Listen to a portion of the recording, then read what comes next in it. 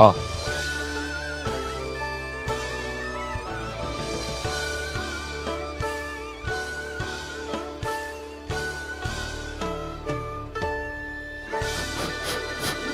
oh, oh.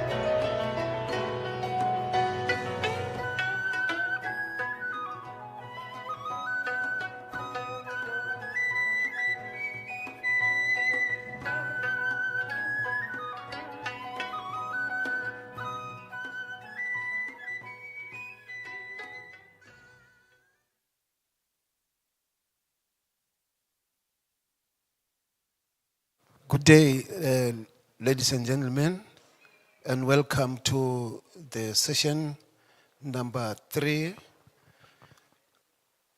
under the theme mental health. My name, as you can see, there is Matome Jack Mashiapata.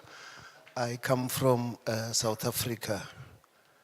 Without wasting time, because I think we are about 5 minutes late, I'm going to start with the program.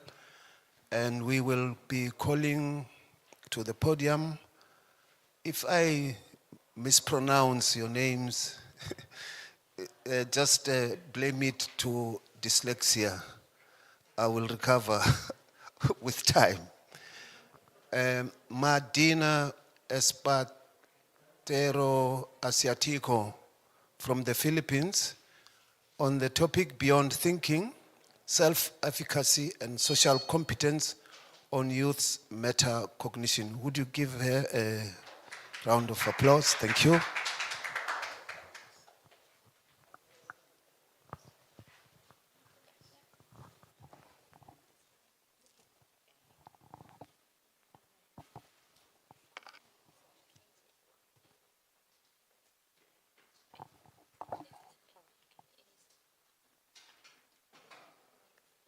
Okay, good afternoon, everyone. I think this is going to be an intimate discussion for the afternoon. I hope everyone had lunch. So again, I'm Daina Espartero Shatico from De La Salle University, Manila, Philippines. I'm actually here to share with you the results of my study on self-efficacy and social competence, entitled Beyond Thinking, Self-Efficacy and Social Competence on Youth's Metacognition. learning has been an essential tool for our students. More so, the different social and personal factors that are key influential to one's student life are of critical importance to understand. This study delved into understanding the role of what could be the underlying factors that shapes the mind of these youth, specifically their metacognition. Recognizing the benefits of metacognition for college students is crucial in their academic motivation and achievement in school performance. A study of Van et al.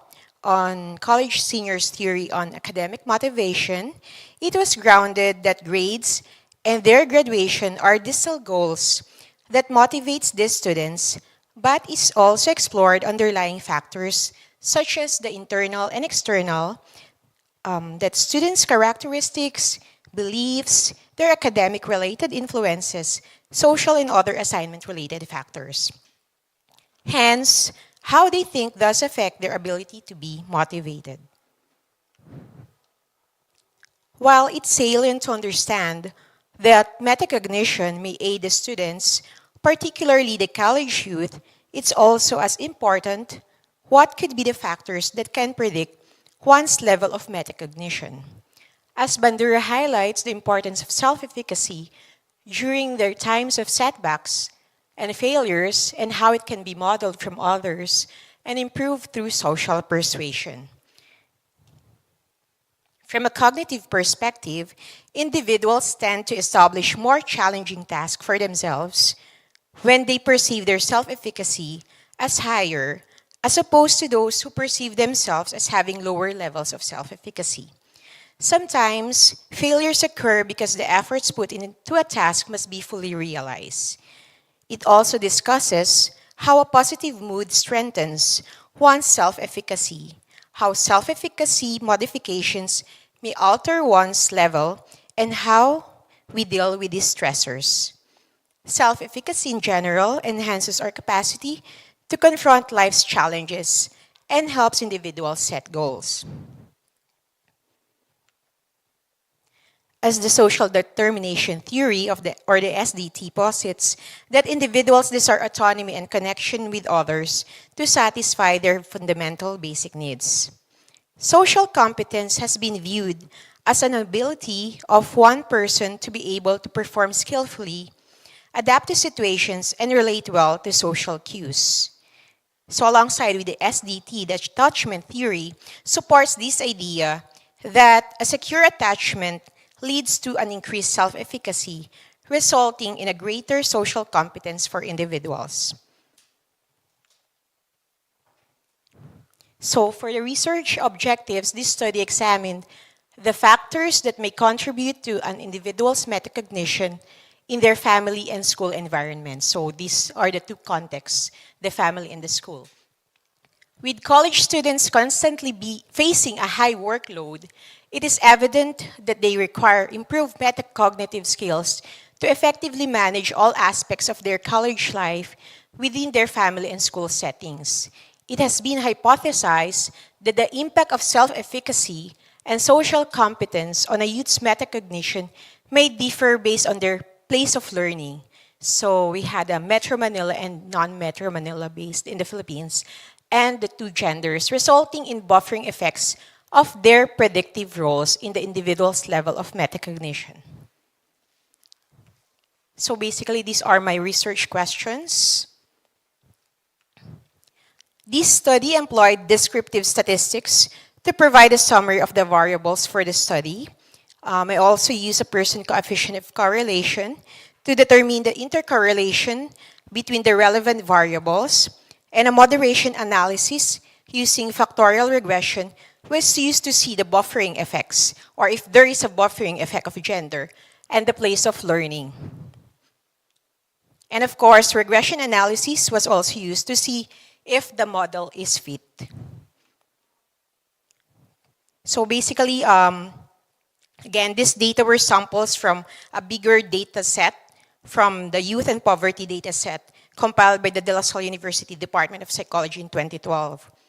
So looking into the possible buffering effects of the place of learning, The participating schools were categorized into Manila and non-metro Manila categories. So the measurement was used is the multi-context assessment battery of youth development. This was to capture youth's experiences in their families, peer groups, schools, communities. But in this case of this youth, it's just their family and school context. So for the results, so there were descriptive statistics again, and the frequency table were run using Statistica to explore the normal distribution of the identified population. So in these results, you can see that it reflects a summary of the Pearson correlation among the variables identified. And it shows that self-efficacy has shown a strong positive correlation or relationship with metacognition, both in these two contexts, the family and the school context. While social competence has shown a moderate positive relationship with metacognition in both contexts. In the same manner, there is a positive relationship between the IVs or the independent variables where self-efficacy and social competence generated a moderate positive relationship in both contexts. In this table, it presented a summary of the moderation analysis on the effect of gender on self-efficacy and social competence on the youth's metacognition, both in this context, the family and the school context. So in the results, it showed that gender does not have a buffering effect on self-efficacy and social competence in the family context. However, there is a buffering effect of gender in the school context on self-efficacy, but not on social competence.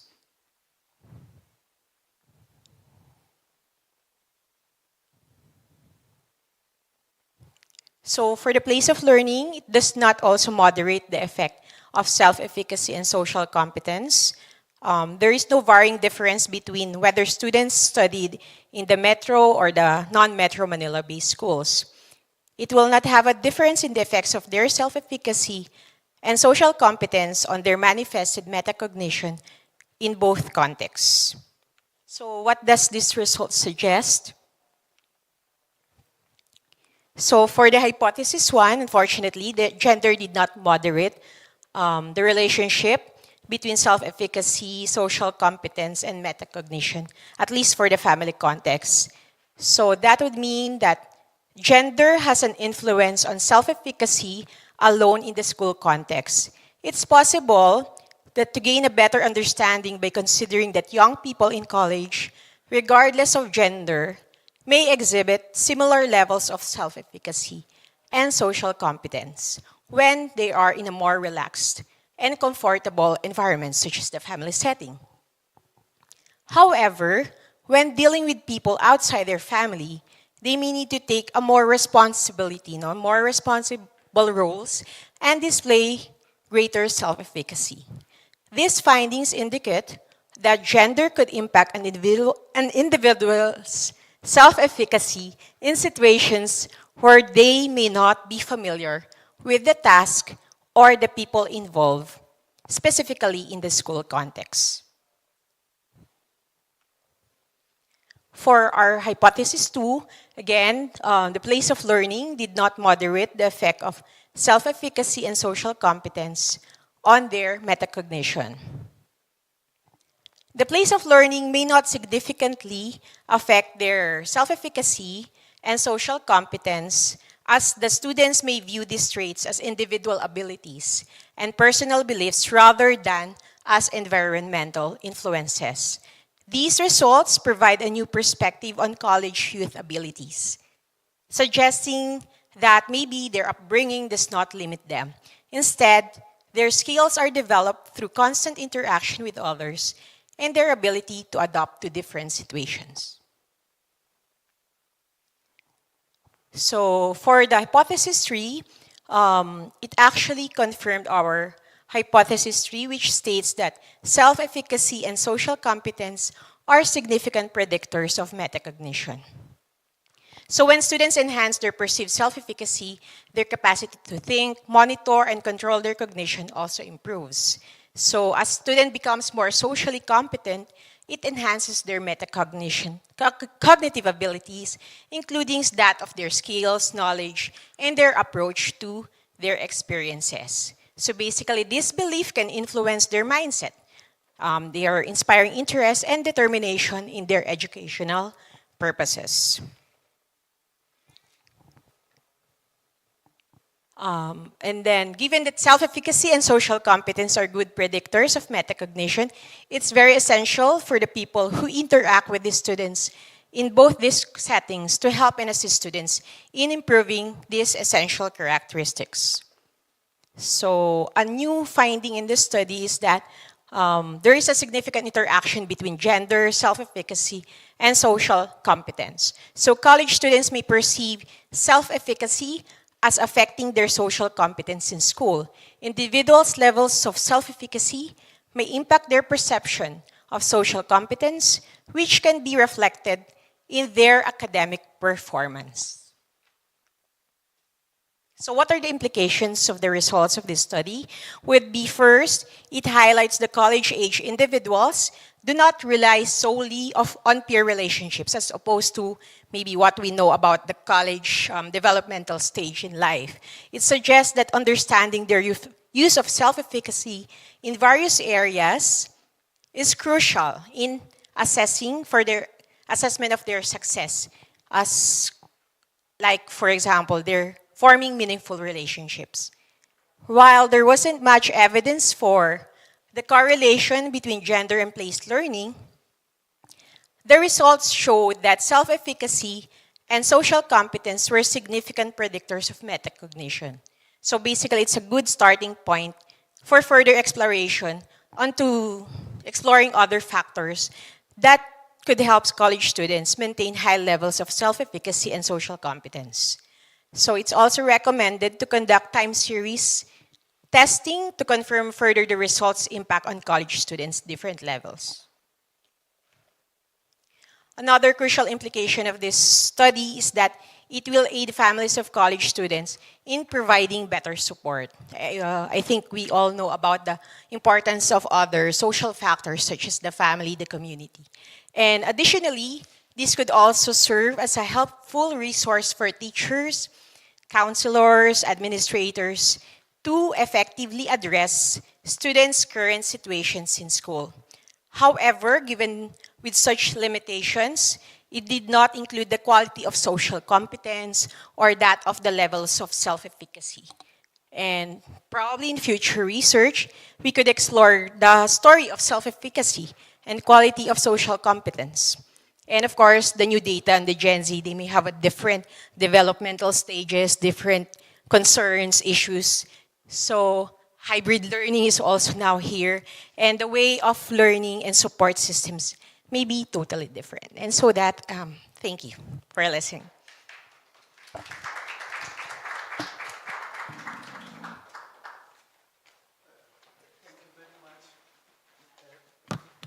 Maybe you don't have to go sit down because I see on the program you are coming up again. Could you just give another round of appreciation? Actually, this is a co-authored study, so it's going to be my co-author that's going to present this, Mr. Mark Christian Reyes. Okay. Mr. Mark. Okay. Colleagues, then I think because I had prepared that the questions and answers will come after both the presentations, I thought it was just one person. Could we maybe give a chance? Maybe are there any questions so that she can deal with that before she takes a seat? Any question, comment? Oh, it was so clear. Thank you very much. Thank you so much. Much appreciated. And then now we are going to the topic, embracing compassionate discipline, understanding the role of discipline formation in students' college life experiences. Over to you, sir.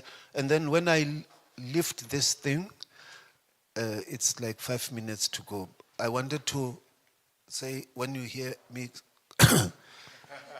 because some just ignore that. So, but yeah, thank you. Go ahead.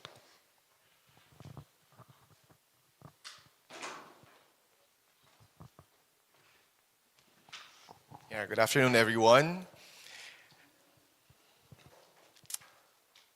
There's a little um, difference in the title on the program.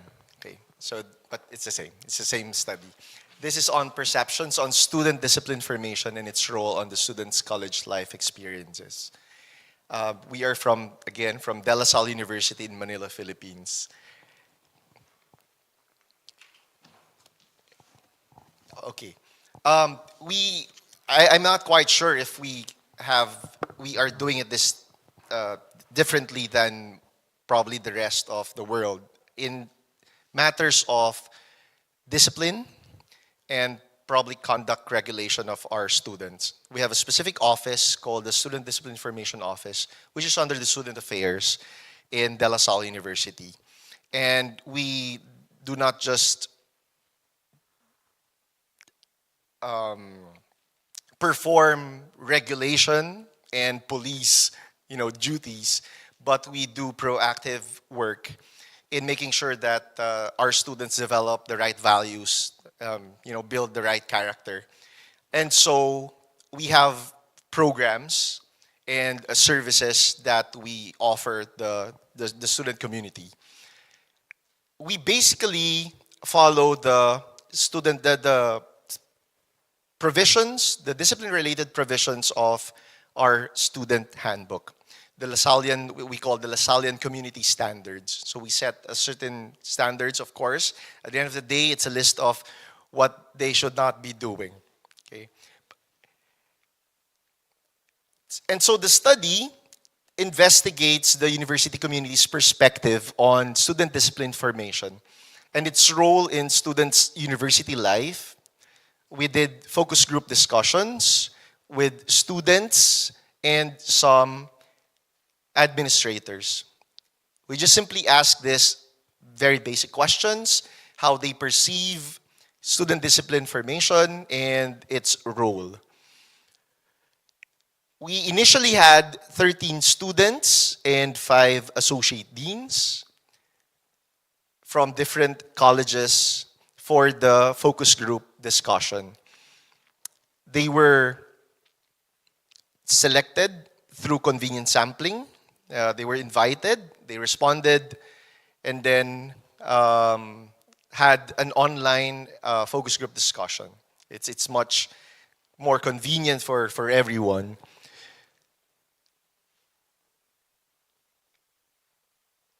We used this analysis tools, and this is what we saw.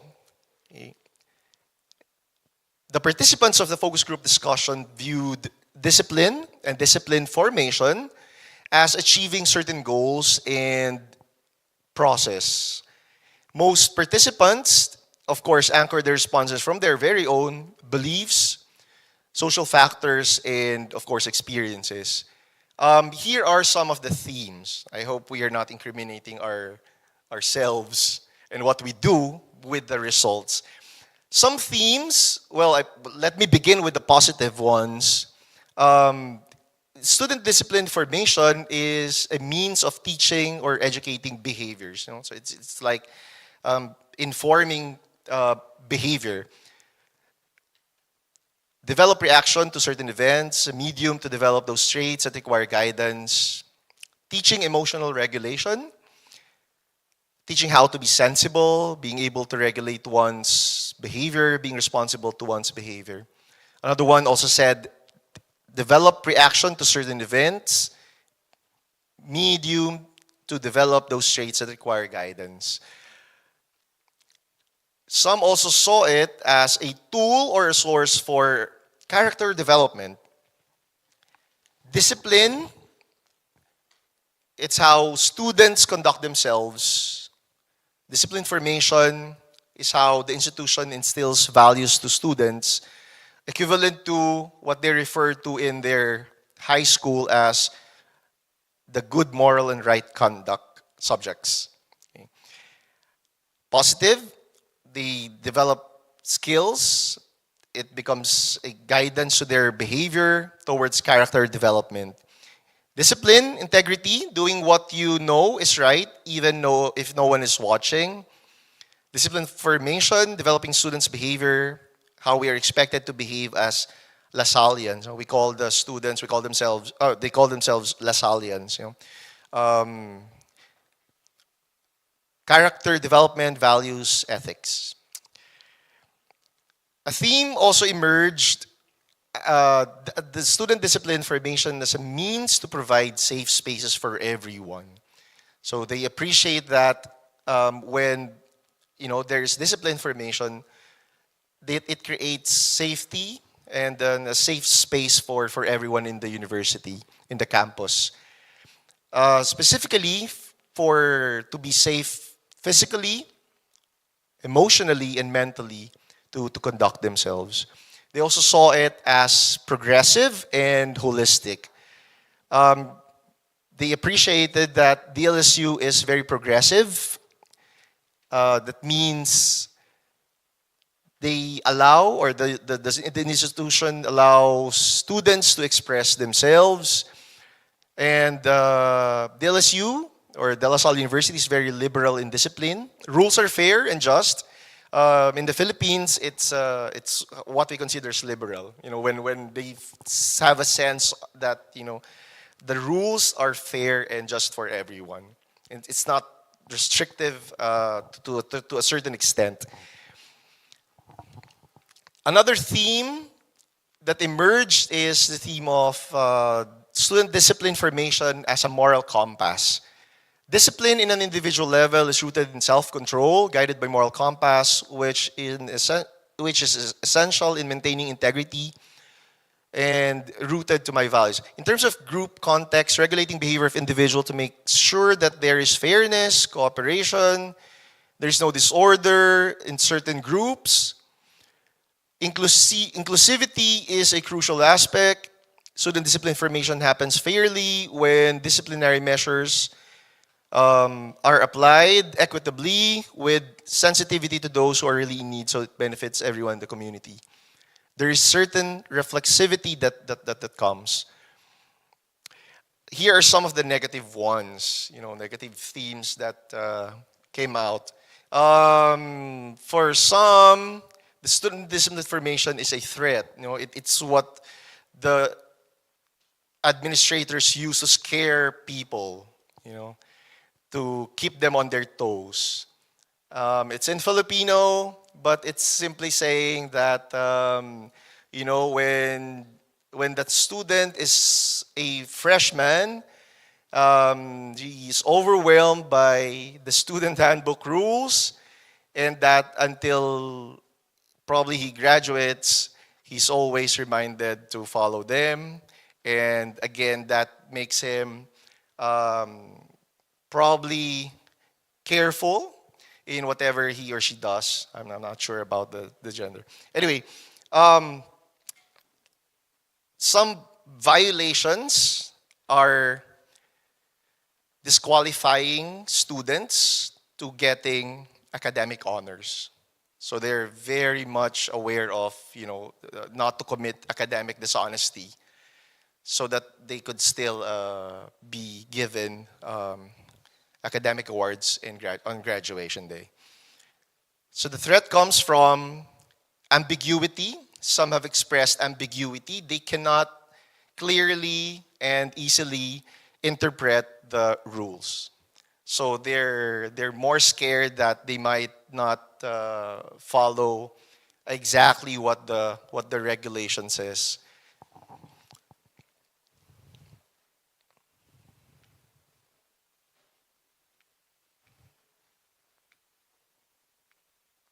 Sorry, it stopped working. Okay. Restrictive. Some negative students, students who have negative views, view rules as overly restrictive. They said the student discipline formation is also unfelt and ambiguous. They don't have a clear sense of what student discipline formation is. Okay, again, the idea of student discipline formation providing safe space and a harmonious environment. Apart from helping students embody Lasallian values, it gives the students an equitable chance to have a proper university experience that is not unjust to them. It should, in essence, be the standard of making the campus a safer place, not just the campus, but the university experience. Being fair to them in whatever circumstance they are made through. And that's by making everyone more conscious that the university is a shared space and experience that is shared by many. Give students right to voice out their issues, voice out their claims to the authorities, especially to the office. It gives the students the proper advancement because there is a right. There is a cooperation between the office and students. It creates somewhat good and harmonious environment throughout the whole university. The role of student discipline formation is also perceived as a guide for growth and success on these areas of academics, personal and professional. Crucial role in college students' life, it fosters good study habits. For example, we have tardiness rules, attendance rules. Then it makes them develop those study habits. Rules are made for personal growth. Rules are for healthy lifestyles. We have programs on drug abuse prevention, for example, in certain months of the year. Rules are for professional development. It prepares students for the professional world. Disciplines are not all about sticking to the rules, but about cultivating essential skills and habits that contribute to academic success, personal growth, and future professional advancement. The role is also viewed as a promoter of inclusion and diversity. The role also is perceived as an enforcer of peace and safety. Okay. This student is saying that some students, they just to reserve some tables for their use, they would leave some of their things, and probably would leave them for a longer time, and so other people cannot actually use it. So the student is saying it helps them find available spaces for their use. Here are some of the themes from the focus group discussion of the administrators. There is inconsistent enforcement. They also view it as how we do student discipline formation as very forgiving. It's focused not just on penalties, but on formation, character formation. They saw some lack of awareness of the rules, of the policies with the students. The perceived roles of student discipline formation, according to administrators: character builder, enforcer of peace and safety, guide of students in maturing, partner of teachers and administrators, and then we also take the role as co-parents. And so what we saw is that both students and administrators practically saw the same things to role and what student discipline formation is basically. There were some gaps and implications, at least, with something we can do immediately, is to address these issues that came from their answers. Ambiguous messaging, again, just like what I said, there seems to be a very huge area for misinterpretation of certain rules.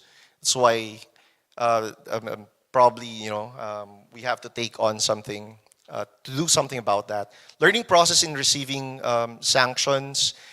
Again, they are not sure what they get as penalties or sanctions if they violate certain rules, consistency of implementation of rules and policies, and then campus as unsafe environment. They still feel like there's still something more that the office can do probably to make the campus more safe, or I mean at least for the rest of the community. Finally, recommendations moving forward.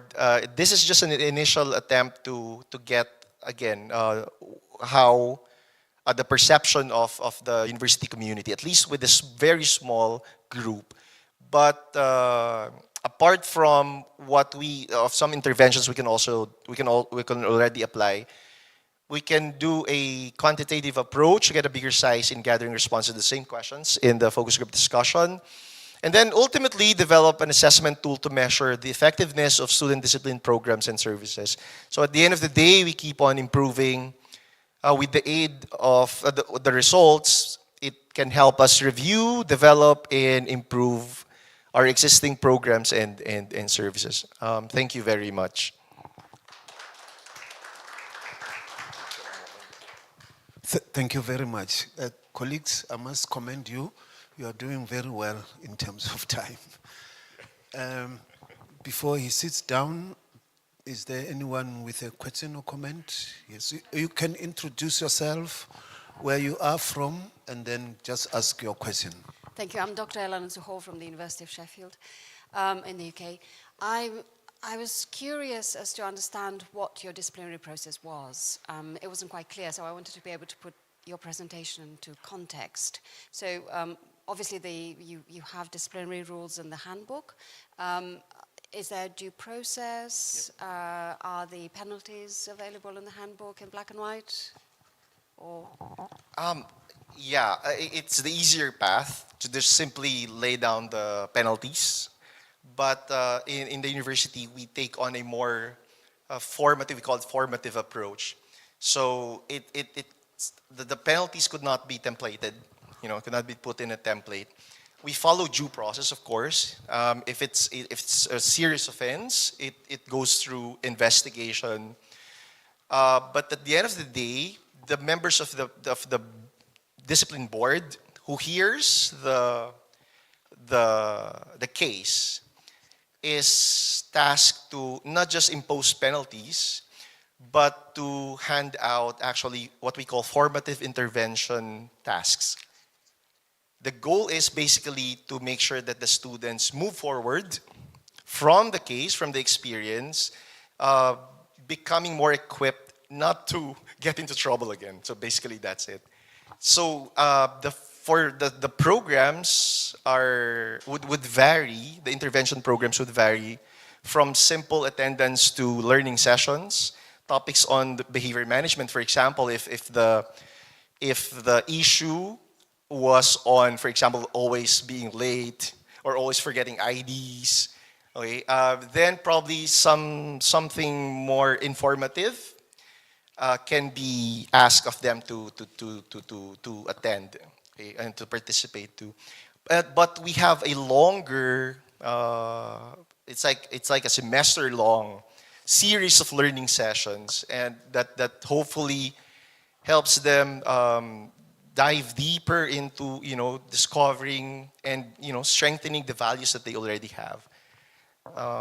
Yeah, so it's the task of the board actually to figure out if what intervention program would be helpful for the students moving forward.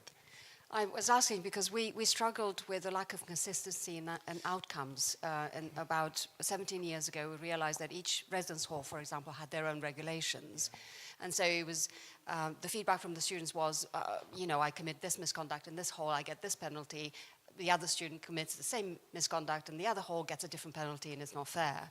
So the university decided that, to bring in central regulations and a very due process and very clear. And at that point, it was helpful to have outcomes very clearly delineated with grounds for expanding. For example, they would give an undertaking, conditions of which to be decided upon, the individual case, such as write a letter of apology, attend an educational module, that sort of thing. So that's why I asked the question, because I wondered how you dealt with that and whether you already had those central and very openly disclosed discipline outcomes.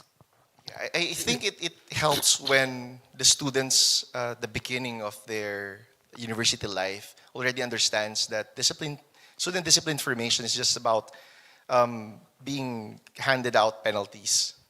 That at the end of the day, again, I think I felt it was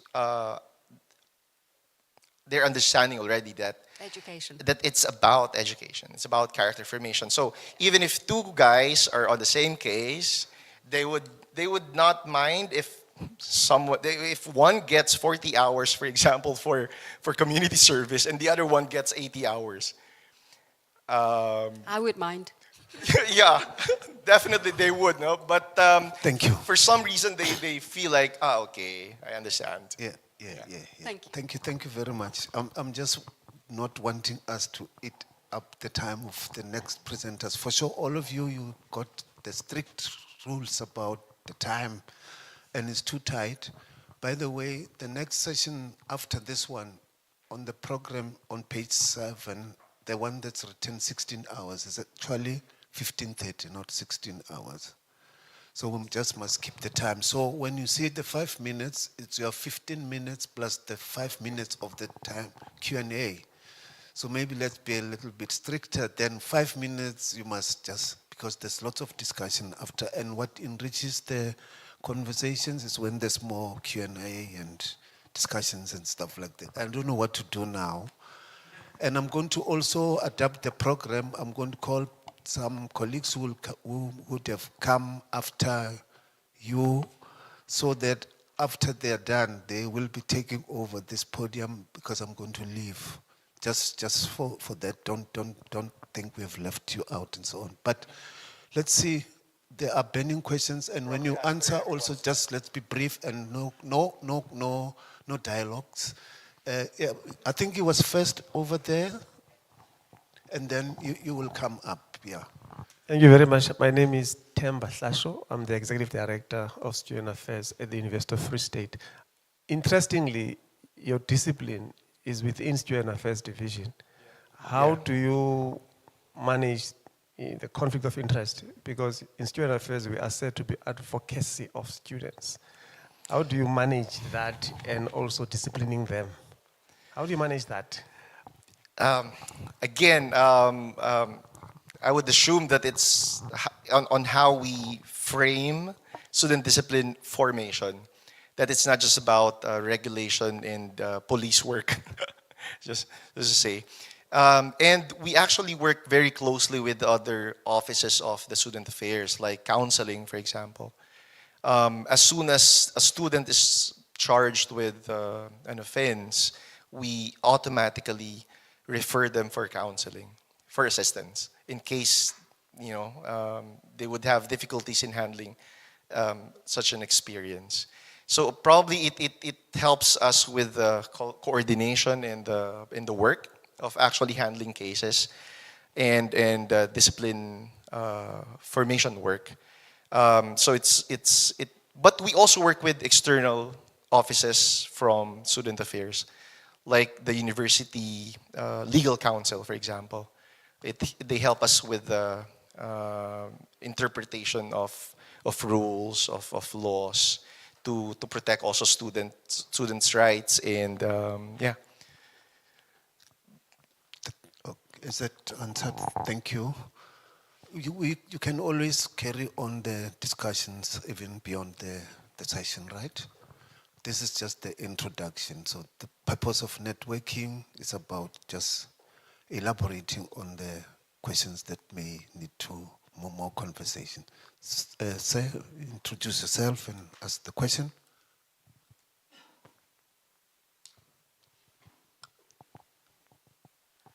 I am Mac Reyes from Baptist Seminary in Manila.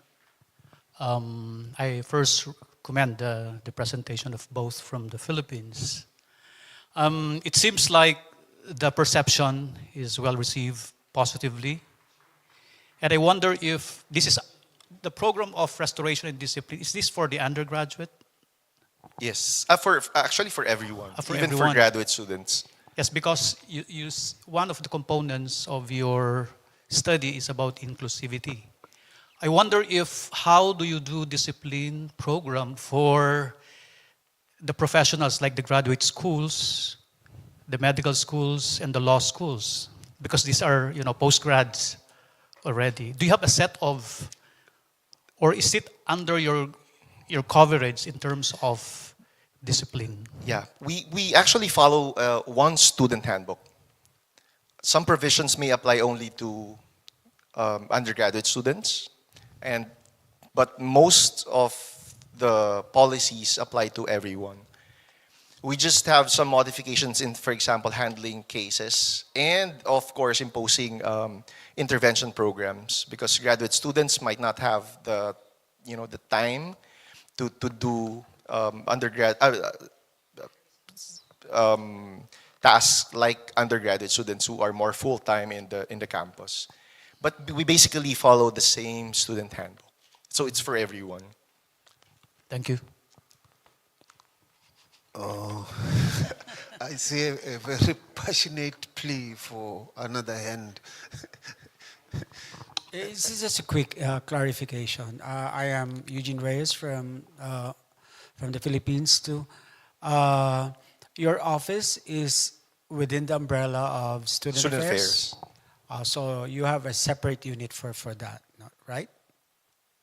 I mean, the umbrella is Student Affairs. Yes, correct? yes. And then So it one of is- the offices under student affairs is the discipline office. Okay. Thank you very much. That's it. Thank you. So, look, let me say, we're going to be very strict now. Ne? when we lift the 5 minutes thing, you must stop. Or let's lift it 10 minutes before. And then you've got 5 minutes, right? And then you give colleagues the opportunity for question and answers. And I think the presentations and workshops become more enriched by conversations. Then you can always go back to a slide and say the slide number 55, which I did not come to, answers. You hear what I'm saying? Let's just keep the time. And I didn't draw the program, so please.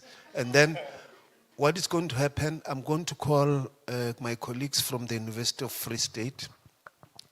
And then when they are done, Temba Tlaso and Notando Klope doing the topic Inter-Institutional Men's Wellbeing Conference, a collaboration of 2 South African universities. It's a co-presentation. When they are done, Mr. Temba Tlaso, and I know he's very strict with time. Temba, I know you are very strict with time. So when they are done, he will be facilitating the program because I've just failed. So I'm joking. I have another engagement. So he will take over. Then Maria, you will come after them.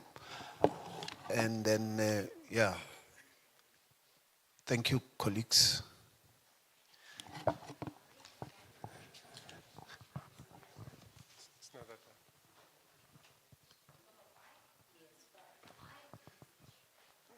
Yeah, number 5, we've just swapped the program, and then number 4 will come after number 5. Good afternoon, colleagues. While we are waiting for... Okay.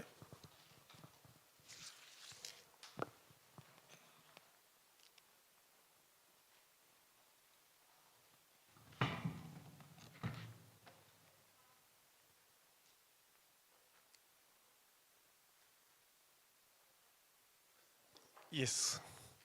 Colleagues, myself and Notando, I'm Temba Slasho. I'm the Executive Director of Student Affairs from the University of Free State. Notando is with me. She is heading Social Support Office.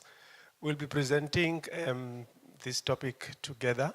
But what I will be doing is I will be giving an overview of the University of Free State and the Regional Student Affairs, as well as Lekgotla Program 2023.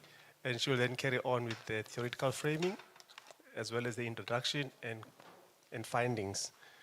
In terms of the University of the Free State colleagues, we are located in a place called Bloemfontein in South Africa, and we have about 3 campuses.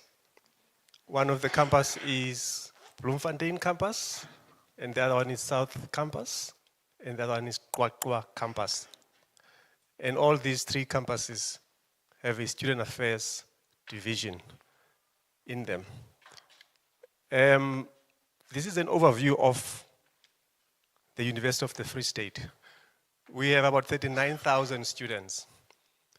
And in the Bloemfontein campus, we've got about 29,000 students. And in the Kwakwa campus, about 6,900. And in the south, about 2,700. And we also have postgraduate students at the University of Free State. The University of Free State was established in 1904. That makes us 110 years old. With our Vision 130, which is a vision aimed at repositioning the University of Free State for 2034. We are looking at putting more emphasis on research. The split, as we envisage in 2034, is research would be 30% and undergraduate 70%.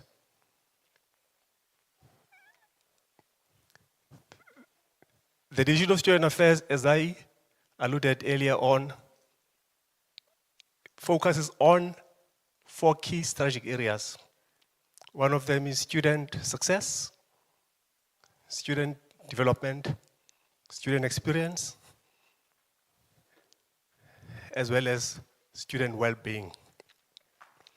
To deliver the 4 key focus areas, we then dissected our student affairs staff into 4 circles. These 4 circles is a circle of experts. In the circle of experts, you've got your student counseling and development. You've got your quads, which is Center for Universal Access and Disability Support. And you also have your sport, which is your high performance sport. And your circle of facilitators, you have your student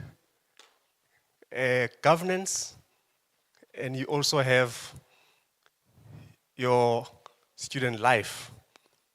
Your circle of analysts, it is our research office, which assists student affairs in terms of evidence-based programs.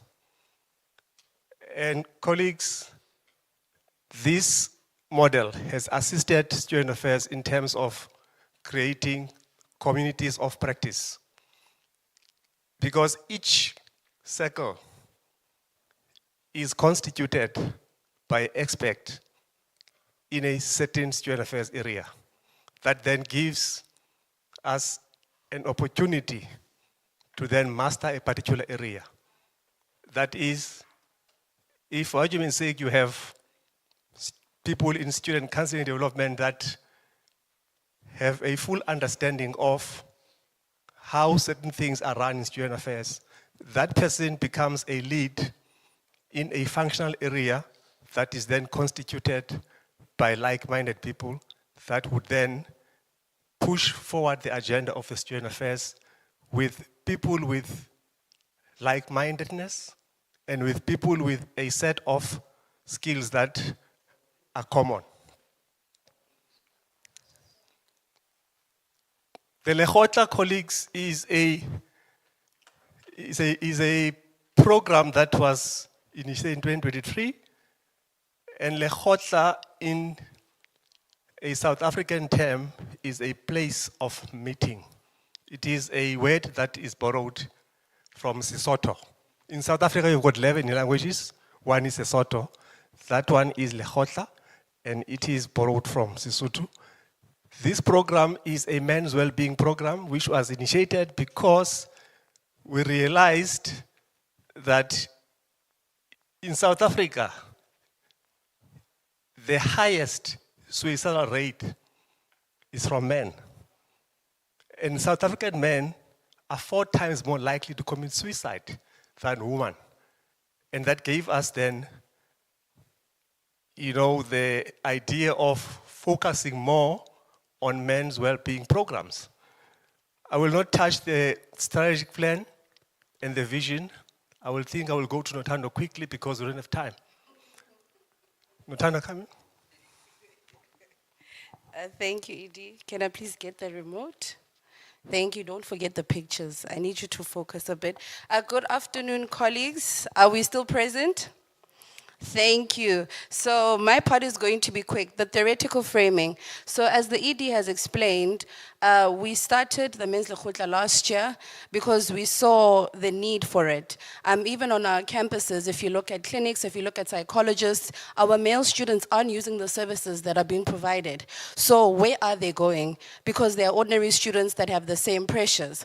So we sat down and we thought to ourselves, let's try and create a space for them so that we can better understand and meet them where they are.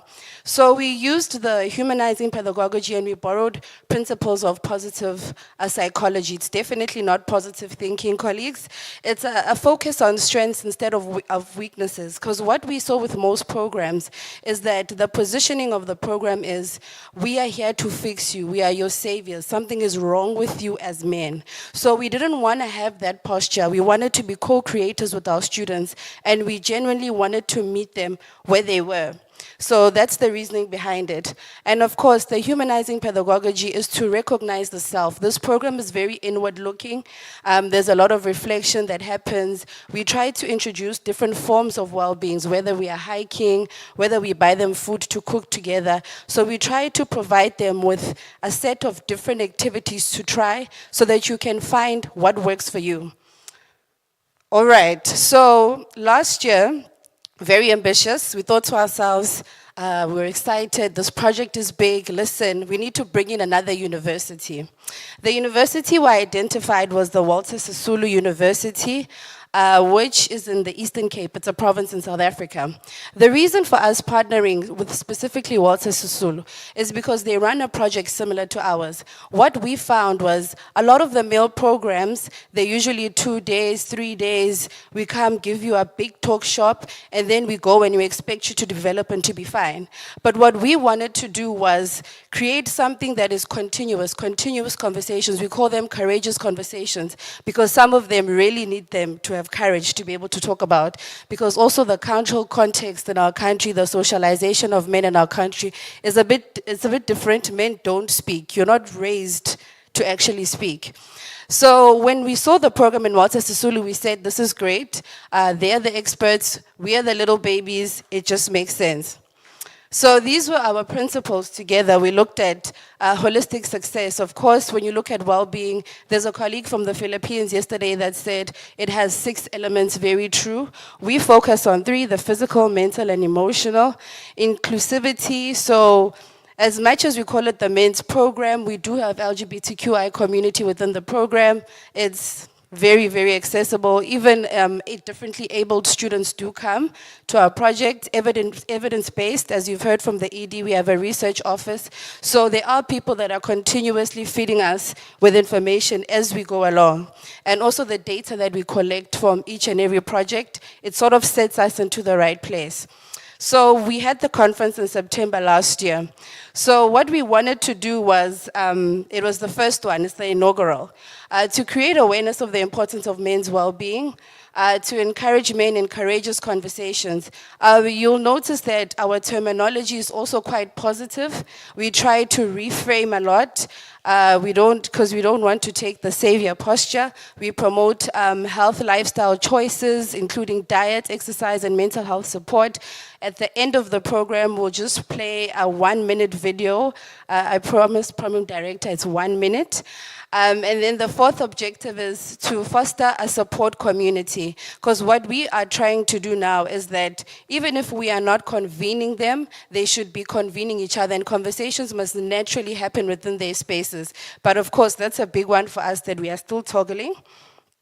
And then the findings. So after we had the conference, we obviously had reflections, we had surveys, and then we also did focus groups because what we really wanted to get is a student experience and is our thinking in the right place because it's our first time.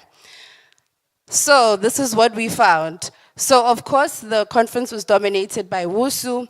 Their favorite topic was mental circumcision. So to provide context, we had a speaker from Correctional Services. Correctional Services is our prison in South Africa. So this guy, he works in the unit where when you're about to reintegrate into society, they put you through various programs, and part of it is the Men's Forum. And then they help you to basically reintegrate into society, and they check up on you once you're in society. How are you adjusting? All of those things. So he said he's got an experience of 20 years, and if there's one thing he can say is men need mental circumcision. So he speaks about it's all about in the mind, and it's the type of decisions that you take. He says he's heard a lot about peer pressure, the type of environment that you're in, but ultimately what landed people in prison is that 1 minute decision they took that got them there. So he spoke a lot about the decision-making process of the man. So yeah, that was ranked the highest. They loved him to a point where he was back 2 weeks ago on one of our campuses to continue the conversation. Positive masculinity as well, leadership came up as well. Those will unpack with the statements. Am I still fine with the time? Okay. In summary, the second aspect is ukuphefumlelana. Ukuphefumlelana is a Nguni term which basically means breathing life into one another.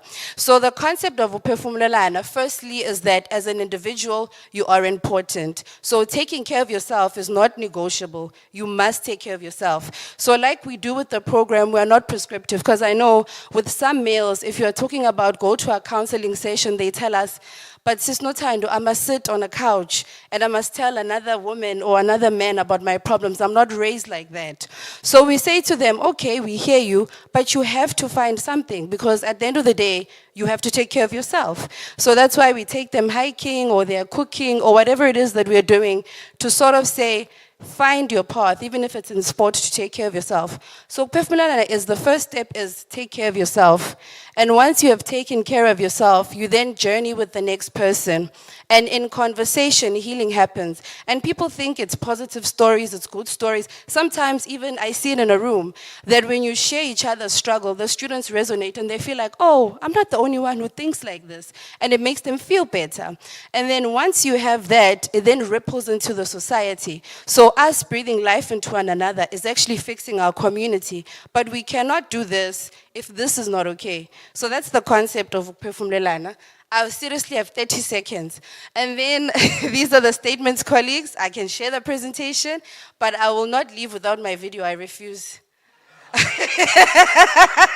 I won't. So the last 30 minutes is my video. I don't know how you play it. I press play here. It's a video. Yes.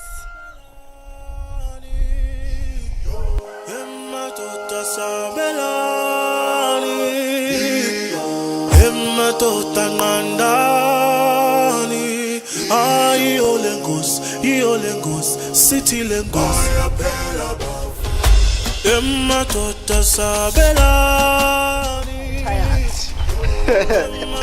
I'm tired. This hiking flight is not make sure. But let me add, there's what I can do. City lengos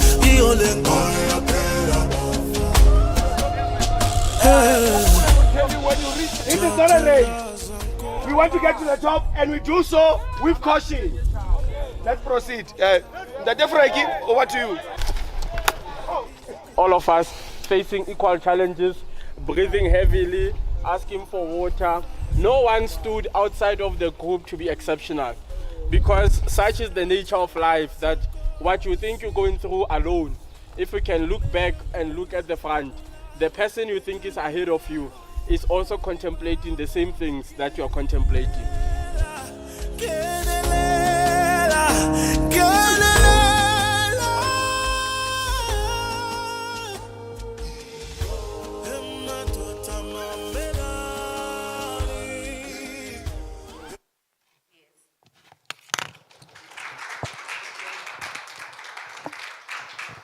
Another round of applause. Thank you very much. I think from now, you have noted the questions, and then after every speaker, just note the questions so that we have a more flexible Q&A at the end, because I think the Q&As were eating up the time and so on. And then the one who's going to facilitate the program is very strict on time. If he lifts the thing, he's not going to just, you must sit down. Temba, if you can. And then I will call on the next speaker, which is Maria Lauren Haynes from South Africa. She will be talking on the global workforce competency, examining the psychological impacts of limited English proficiency in global companies and the strategic advantages of corporate English education programs. It's a whole introduction. So yeah, give her a round of applause.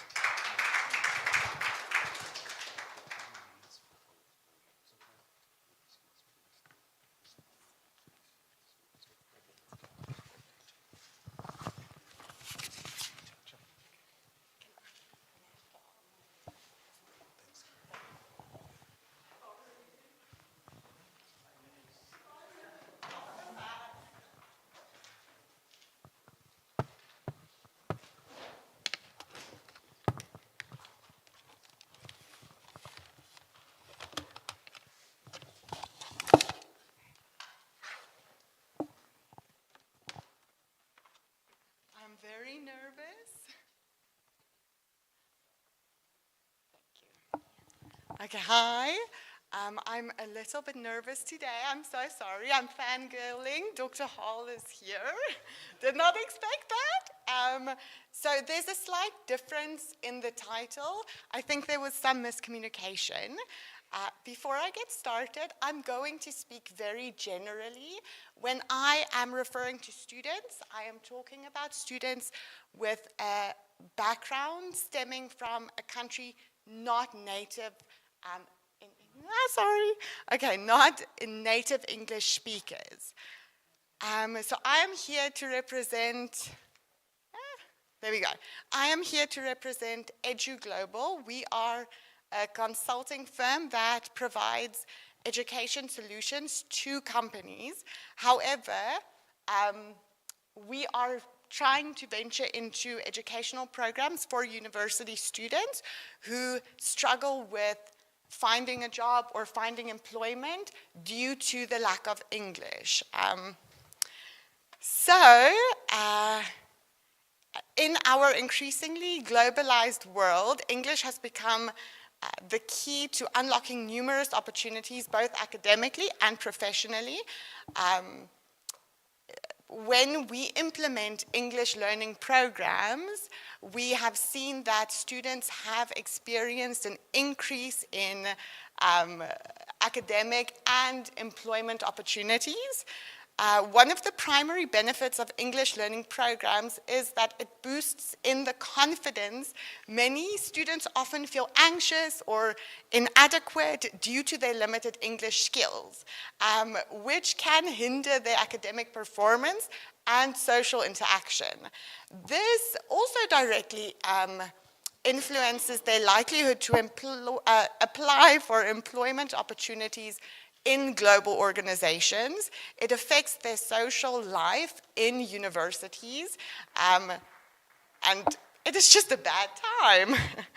By participating in structured English learning programs, students can improve their language proficiency, which in turn enhances self-esteem and confidence. The newfound confidence enables them to participate more actively in discussions, engage in group projects, and communicate effectively with peers and professors. Another critical advantage of English learning programs is their role in preparing students for international English exams, such as TOEFL, IELTS, and Cambridge English exam. These standardized tests are often prerequisites for employment in international companies. If students want to venture out and work globally, they most likely need to take these exams. By excelling in these exams, students can demonstrate their language proficiency and increase their chances of securing scholarships, internships, and job offers from prestigious institutions and organizations. Long-term benefits of English proficiency programs extend far beyond the university years. As students enter the job market, their ability to communicate effectively in English becomes a significant asset. Multinational companies and organizations often seek candidates who can navigate complexities of a global business environment, and English proficiency is a key criterion in the hiring decision. By mastering English, students can enhance their employability, stand out in a competitive job market, and pursue career opportunities that might otherwise be inaccessible. The next one is, I think, the most important. I do work hands-on with many of our students, and as I mentioned previously, many of our students are adults.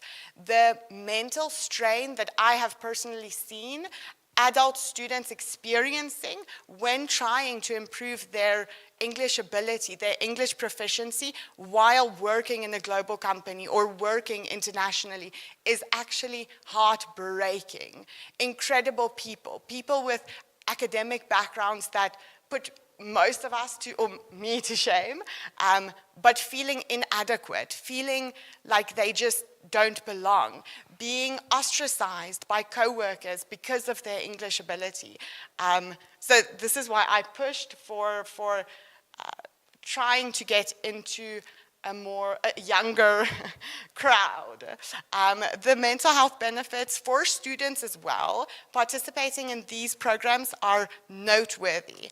Improved English proficiency reduces the stress and anxiety associated with language barriers within the college campus, allowing students to communicate more effectively, confidently, in academic and social surroundings. This alleviation of language-related anxiety leads to a better overall mental health as students feel more included and capable within their university communities. Additionally, a sense of accomplishment and progress in learning a new language or just improving your language ability can boost a student's self-esteem and foster a more positive outlook on their educational and professional futures. Moreover, English proficiency facilitates a lifelong learning and professional development within a strong command of the English language. Students can access a wealth of knowledge. They can access academic journals, research papers, and even online courses that are offered mostly in English. This continuous learning and skill development are essential for staying relevant in an ever-evolving global economy. In addition, individuals benefit as well by investing in English education programs because it impacts society in a broader aspect. As more students become proficient in English, they can contribute to the growth and development of their communities, their cultural communities within the university campus. They can share their cultures with people that are not from their native country.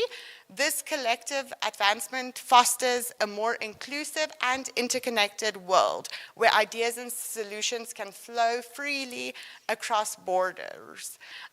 We have already seen numerous benefits from these English courses. We have done a few trials with volunteers.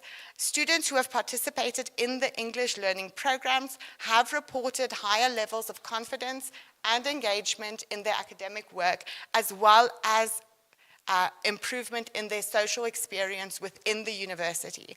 Furthermore, these programs have led to improved exam scores, with many students achieving high marks on international English exams, thereby increasing their eligibility for scholarships and competitive job market.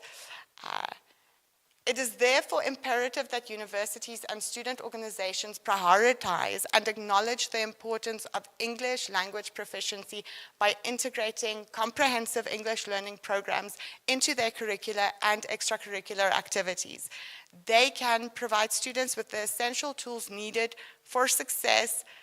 Universities should collaborate with language experts to offer tailored courses and workshops, while student organizations can create a supportive environment that encourages practice, improvement, and social activities. By making English education a priority, we can ensure that students are well prepared to meet the demands of the global job market and contribute meaningfully to their communities. And I am done. Thank you.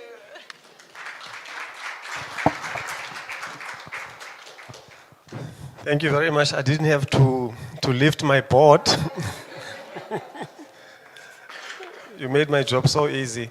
Colleagues, I think we're going to follow the mandate that was given by the previous facilitator, who said we'll ask the question at the end of the presentation. Are we still in that mandate? Okay. So I will call the next person, colleagues. I think it's Eugene M. Reyes. Sorry for that pronunciation. While he is walking, let's give Maria another round of applause.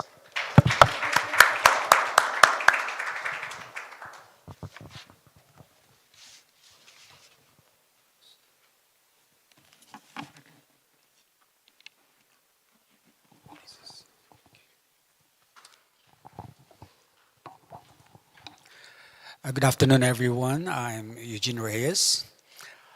Today, I'll be presenting to you, a very simple finding so that it's not going to be very complicated, statistically wise, or it's just a very simple impression gathered among our university students. And so the title will be Mind Matters, a holistic exploration of academic stress, mental health, and resiliency among university students.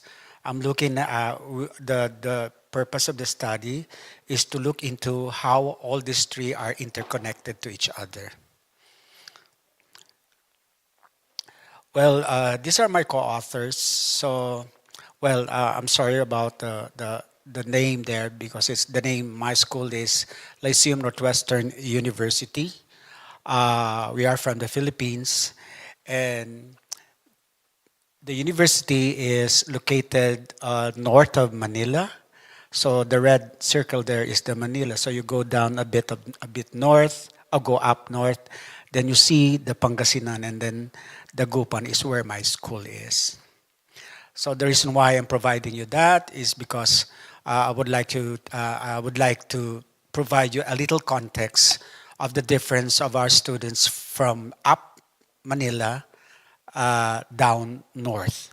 So it's kind of like a province side, and it is the main, because Manila is called the university hub of the Philippines somehow. Okay, we are all aware that in a university context, mental well-being plays a crucial role in their academic achievements and personal development, according to Stallman, Abraham et al.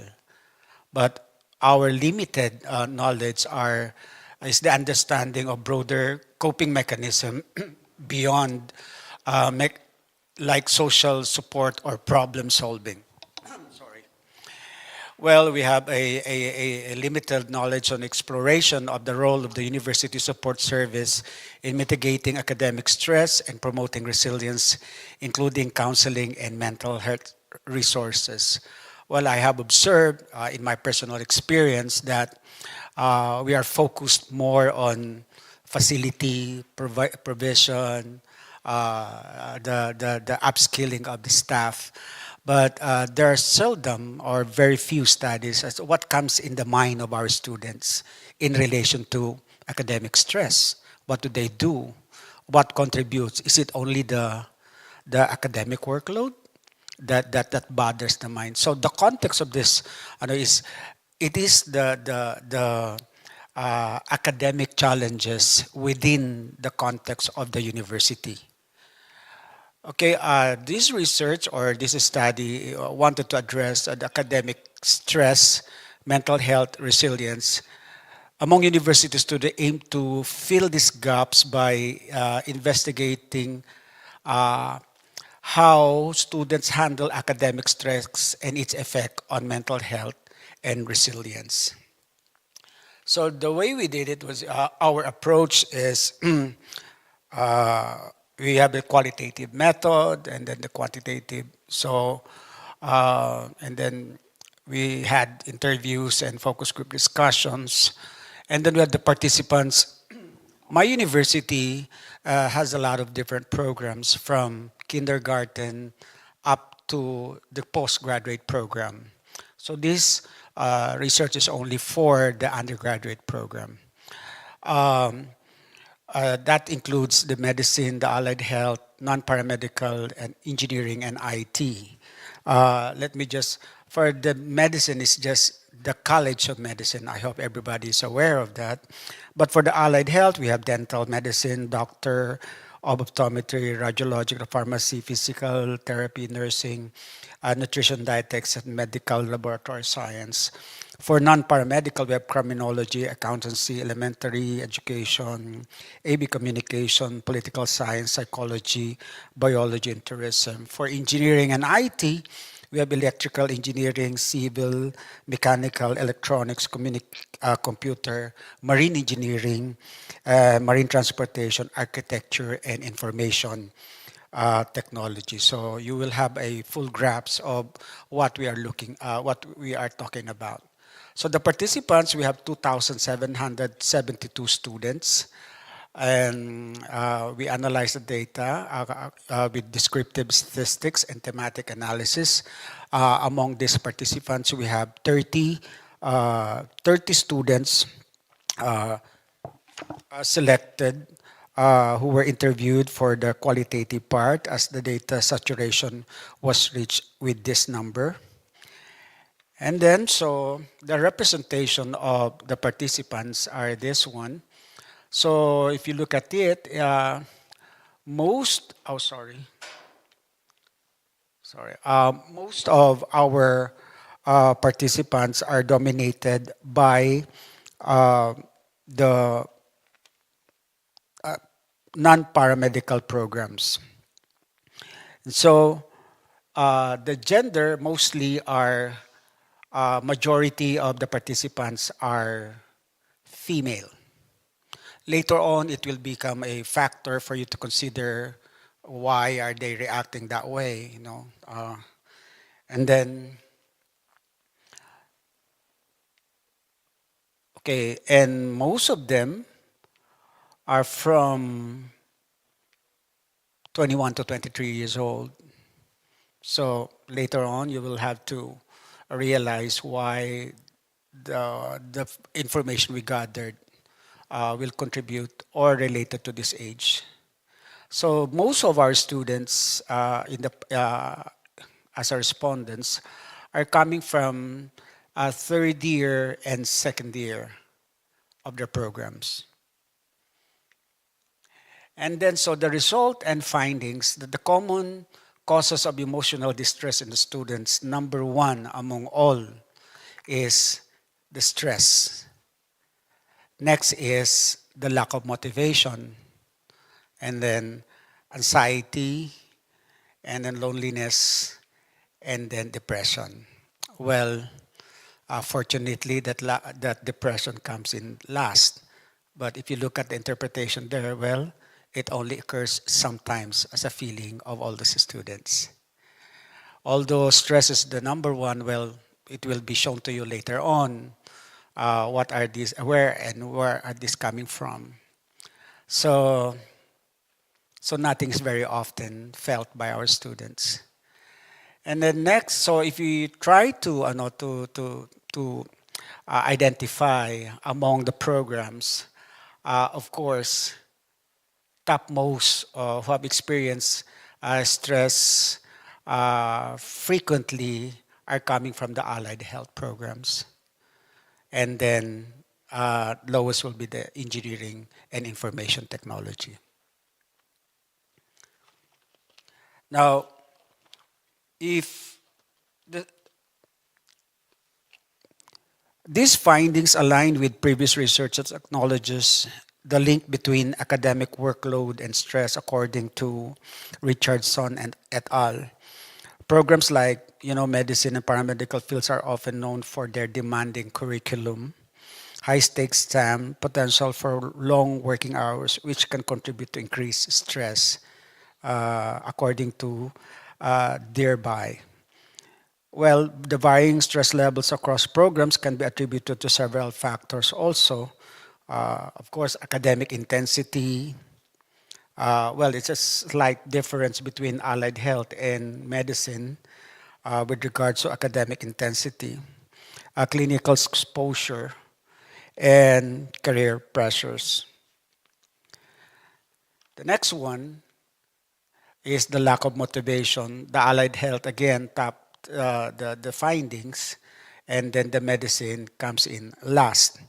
Now, while research highlights the link between stress and motivation, according to Skalvik and Skalvik, a simple stress motivation correlation might not fully explain these findings. Studies suggest other factors can influence motivation, such as program relevance and career clarity. Program relevance would mean students in fields like medicine might have a clearer vision already of their future careers. That's why you see it down there. So it does not actually provide them a lack of motivation because they are already, established. It's already a mindset.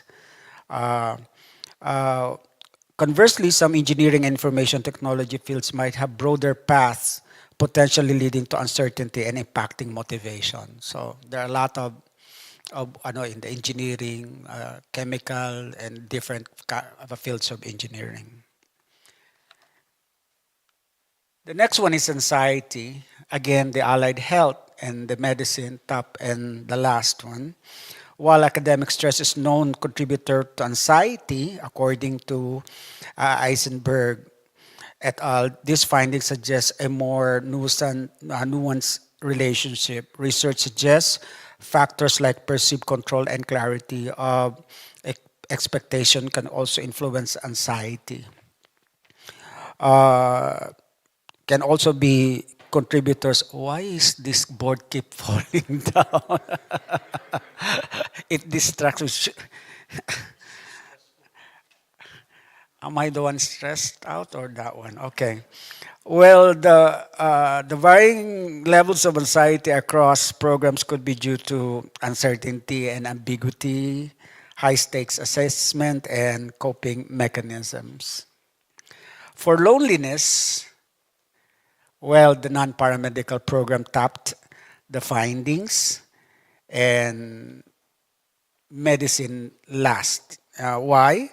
Loneliness is a complex issue, but research suggests factors like social integration and sense of belonging can influence feelings of isolation, according to Perkins and Burgin. Programs with strong cohort structures or opportunities for teamwork might foster a greater sense of connection. Program structure with a strong emphasis on group work, like the College of Medicine, shared clinical experiences, which is common in medicine, or opportunities for collaborative learning might create greater sense of belonging and social connection compared to a program with more individualistic focus. Depression, well, medicine tapped it, but well, it's a good news. It's only like on the third one. It's just sometimes encountered, and engineering comes in the last. Depression can be caused by various factors. Research suggests a link between academic stress, loneliness, and feelings of hopelessness, according to Alloy. The findings here seem to partially contradict the stress level reported earlier, highlighting the complex nature because of the complex nature of depression. Well, depression might come from academic pressure and workload, or isolation and lack of belongingness. Now, the next one is what are the primary stressors affecting the mental health of the students? Number one is academic workload. It is expected, right?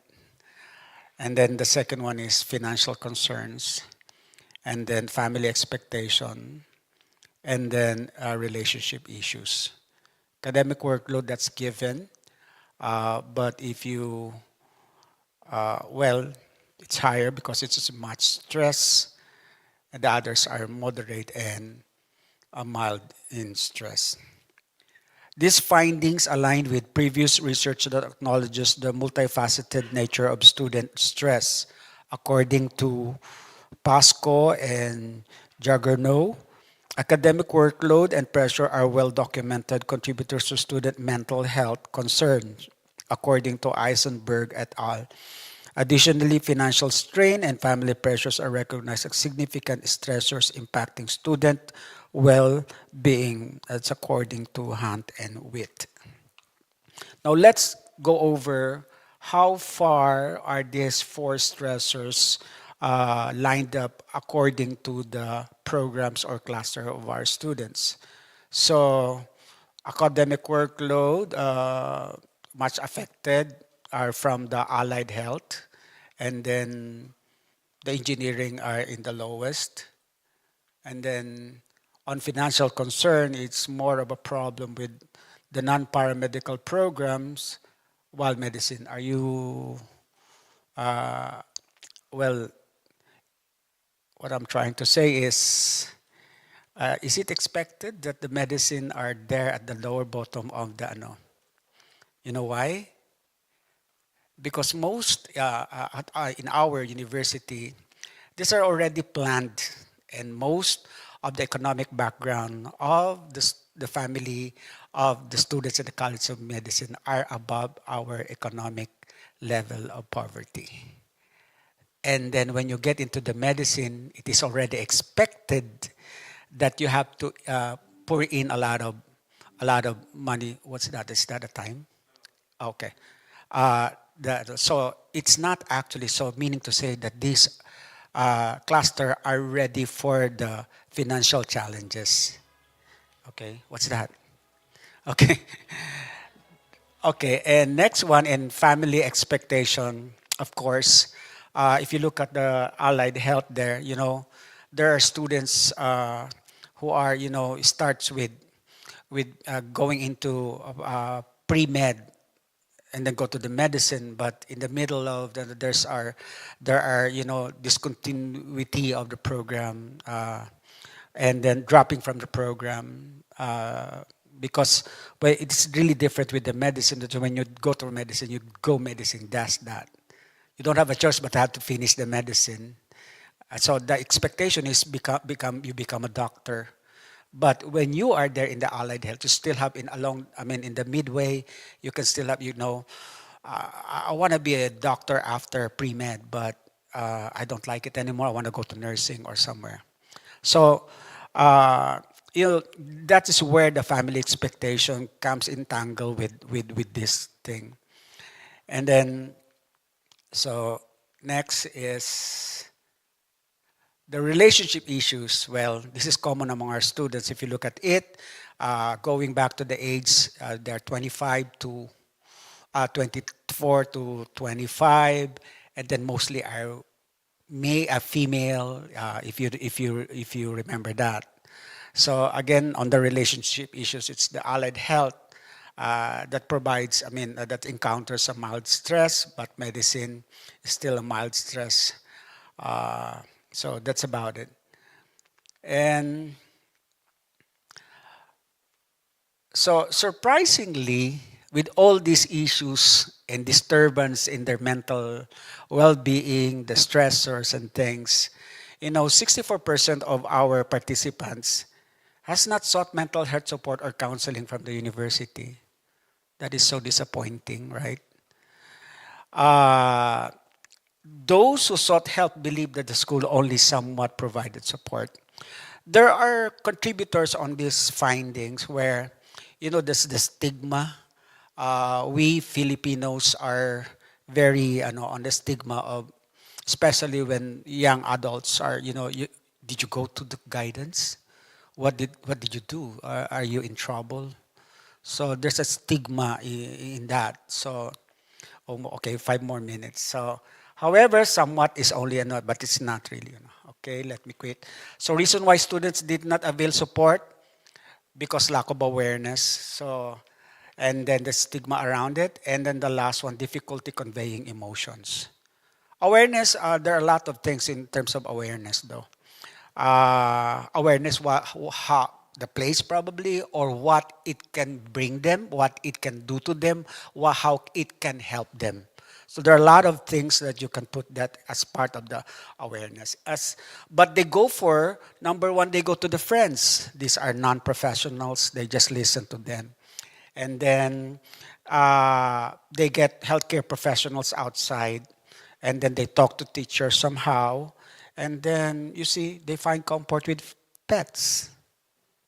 Okay, and then the last one, I mean, what they do to cope up with the, of course, more at nowadays they go to navigating stress through social engagement, finding place to spiritual practice, balancing mental health and wellness. And then on addressing academic challenges, participants express somewhat confident in overcoming stress. No? However, the following were gathered as distressing programs, so they appreciate that about the extracurricular provided by the university-wide, the nurturing, spiritual support, streamlining service for users. Okay, this is more important. Suggested by the students, let's go for more academic breaks, proper academic subject scheduling, inclusive fun activities, supportive, embracing flexibility in learning. Despite adversities related to causing mental health challenges among universities, 78.25% perceive themselves as academically resilient. Filipinos are well known for that. That even if we have floods, even if we have earthquake, you see everyone smiling in the street. So we imbibe that. So whatever challenges for our students may be, they still think that they are resilient. In another way, they think they still survive the academic challenges. So the sources will be financial support that makes them resilient, high efficacy, self-awareness, and what made them, not too resilient is low self-awareness, insufficient family support, financial, and limited student support. And so when we take the relationship between resilience and emotional distress in our findings, we have a p-value of 0.0001, which means that anxiety and resilience are significant. Students with strong resilience are better equipped to manage stress, cope with academic pressure, and regulate their emotions, leading to reduced anxiety. So, and then again, on stress level is still significant. The higher the level of resilience are associated with lower perceived stress among students. And same as the loneliness, students with strong resilience are better equipped to navigate challenges. On lack of motivation, students with strong resilience are better equipped to bounce from setback, maintain a sense of purpose, and develop problem solving. And lastly, the depression level is significant. Students with strong resilience are better equipped to bounce back from setback, maintain a sense of purpose, and develop problem solving, etc. So our recommendation is come up with universal approach including classroom mental health, demystifying mental health, breaking stigma through regular psychoeducation, peer support, family guidance, facilitation, and strategies should be implemented to address prevalent stress, particularly academic overload, and specific or tailored intervention for specific clusters like medicine, paramedical, non-paramedical, engineering, and IT. So it's a simple findings, it's a simple action, but it gives us a better impact on how to understand our students within our university. It's not just about facilities. It's how we care their minds on all these stressors around them. And so with that, thank you for listening. That's me. I took a picture just a few blocks away. So I had to redo my slides so that I can show it to them. So, well, thank you very much. Magandang hapon po sa inyong lahat. Thank you, Eugene. Let's give him a round of applause again. Colleagues, I'm conflicted. I'm getting instructions as a facilitator. I'm told you should break for 10 minutes. I'm not sure whether that makes sense. It doesn't make sense, ne? Yeah. So it doesn't make sense. I got the instruction. I'm sure you saw, you witnessed that instruction. I think let's maybe get to the last one, then we break. Yeah. Okay, I will have now Dominic, who's going to talk to us about key learnings from external reviews of student suicides. And thereafter, I think I will give an opportunity for the questions. And the questions will be directed to Notando and Temba, and then Eugene, and then Dominic, and then we break. Thank you. Right. Thank you very much. I'm hoping my slides are going to appear, and there we are. Perfect. So I'm going to be talking about a tricky topic, which I'll just say more about in just a minute. But first of all, a little bit of background very quickly. I'm from Bristol in the UK. You can see a few pictures there. We're most famous probably for Banksy, if any of you have heard of Banksy. Oh yes, can you hear? Yep, is that okay? But also you can see here, this is the university, and this is my old practice because I was the medical lead, the medical doctor who led the health service at the University of Bristol for nearly 20 years. So that is one of the reasons I'm standing in front of you, and I was very interested in mental health. So although I was a general practitioner, I've developed an interest in mental health in students. And in fact, you can see here some of the things that I've done since I left clinical practice. So I did about 25 years of what we call NHS, National Health Service, delivery of care, but then I stepped aside and I became an independent consultant in the sector of higher education, helping universities with all sorts of mental health related topics.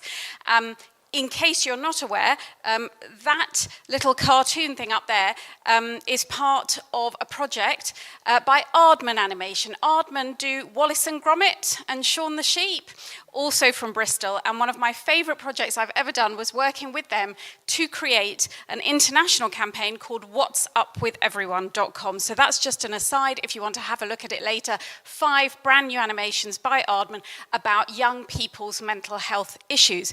The themes are taken from one of my 2 TEDx talks. Up there is one of them, and that one is called What I Learned from 78,000 Consultations with University Students. So I've spoken to a lot of students in my time, and what I've tried to do is take that expertise and help it in the sector. I've written a series of books for students called the Student Wellbeing Series, and I've written a book for parents of teenagers. Your thoughts, my thoughts are with you, but called How to Grow a Grown-Up. I have one of my own, so I have some experience, and that's a picture of me talking to a pretend patient, but that was where I sat for nearly 20 years.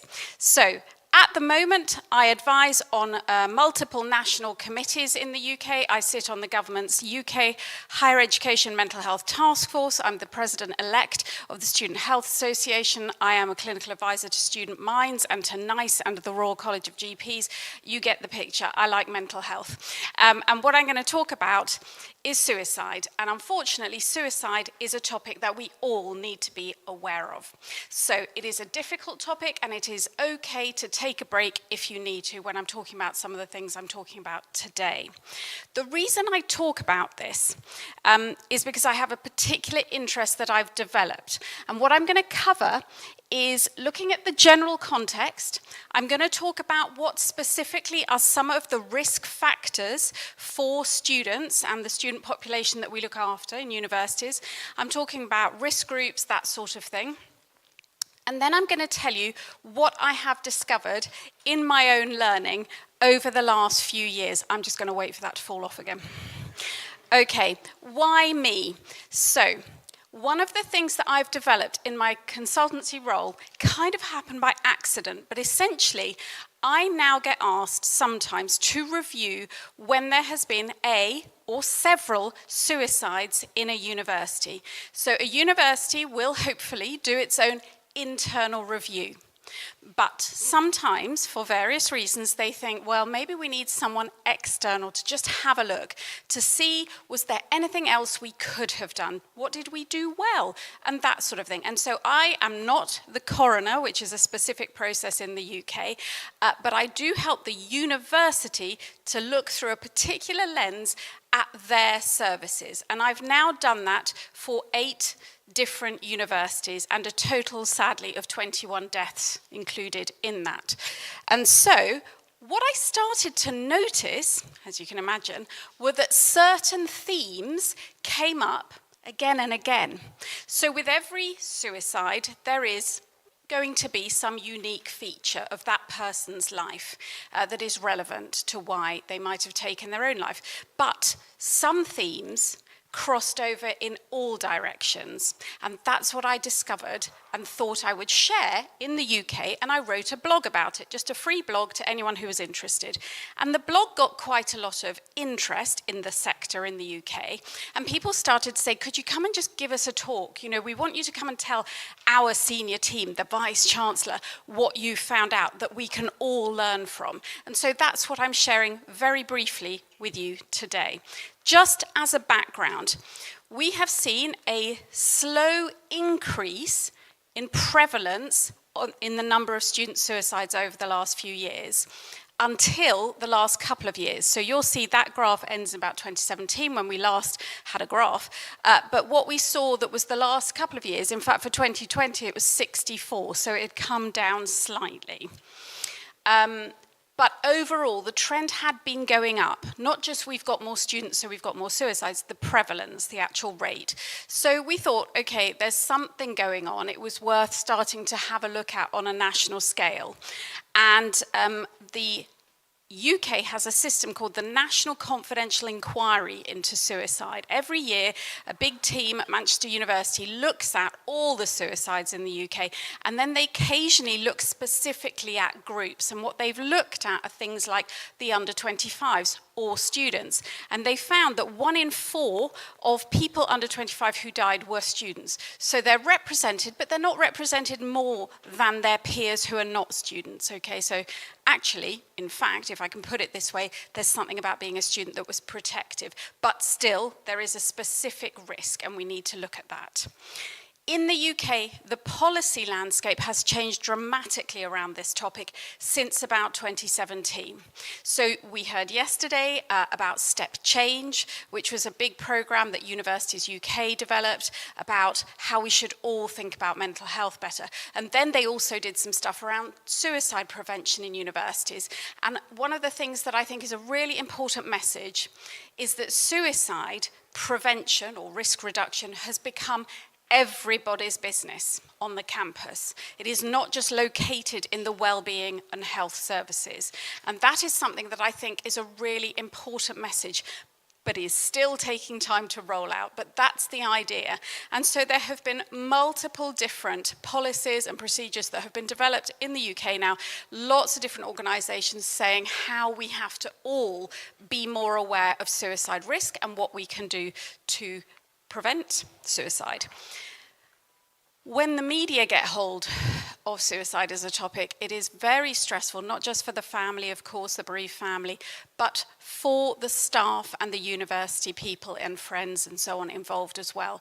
And there has been a big impact from parents, bereaved parents, becoming political in the UK and campaigning for specific things. It's a difficult area because, and I totally understand, having spoken to many of them, why they do this, but they sort of ask for one specific thing. They say, if we just did this as a political thing, it would fix everything. It would reduce this risk and we wouldn't all have to worry.